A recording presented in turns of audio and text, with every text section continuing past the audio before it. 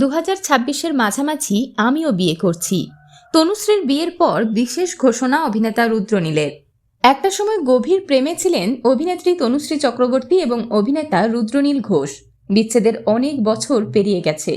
তনুশ্রী সদ্য বিয়ে করেছেন, আর সেই খবর সংবাদ মাধ্যমের তরফে জেনেই রুদ্রনীলের বিশেষ ঘোষণা, 2026-এর মাঝামাঝি আমিও বিয়ে করছি। তবে কি পাত্রী নির্বাচন সম্পন্ন?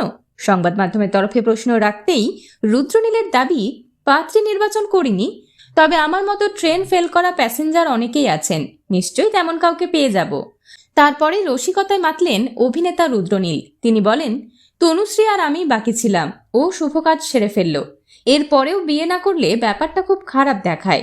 এরপর প্রাক্তনকে আন্তরিক শুভেচ্ছা জানিয়ে অভিনেতা বলেন, বিচ্ছেদের পরেও আমরা ভালো বন্ধু ছিলাম।